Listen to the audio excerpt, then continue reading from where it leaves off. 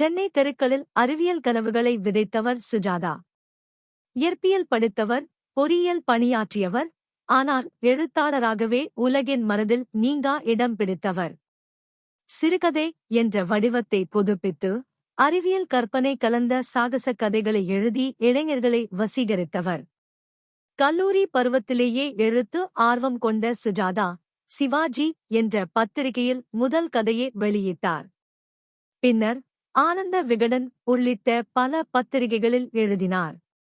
அவரது எழுத்துக்களில் ராக்கெட் பயணங்கள், கணினி யுகத்தின் அதிசயங்கள், விண்வெளி மர்மங்கள் என அறிவியல் கற்பனை ததும்பும். என் இனிய எந்திரன், காலவழிப் பயணம் போன்ற கதைகள் இன்றும் வாசகர்களை வியப்பில் ஆழ்த்துபவை. சுஜாதா வெறும் கற்பனை எழுத்தாளர் மட்டும் அல்ல, அறிவியல் உலகின் நுணுக்கங்களையும் எளிமையாக விளக்கும் திறன் கொண்டவர்.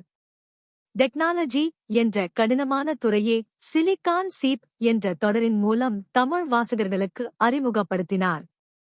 படைப்பாளித்திறன் மட்டுமல்லாமல் சிந்தனைத் திறனையும் அவர் தூண்டும் எழுத்தாளர். அவரது கேள்விகள் சமூகத்தின் அசாதாரண நிலைகளை, நம்பிக்கைகளை கேள்விக்குள்ளாக்கி சிந்திக்கத் தூண்டின.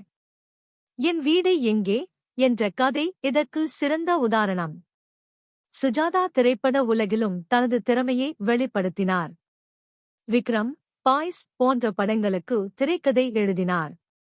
அது மட்டுமல்ல, இந்தியாவின் முதல் எலக்ட்ரானிக் ஓட்டு எந்திரம் உருவாக்கத்திலும் அவர் முக்கிய பங்கு வகித்தார். அறிவியல் ஆர்வத்தையும் கேள்வி கேட்கும் மனப்பான்மையையும் இளைய தலைமுறையில் விதைத்தவர் சுஜாதா. அவரது படைப்புகள் இன்றும் வாசிக்கப்பட்டு, விவாதிக்கப்பட்டு, கொண்டாடப்படுகின்றன. அவர் தமிழ் இலக்கிய உலகில் நீங்கா இடம் பிடித்துள்ளார்.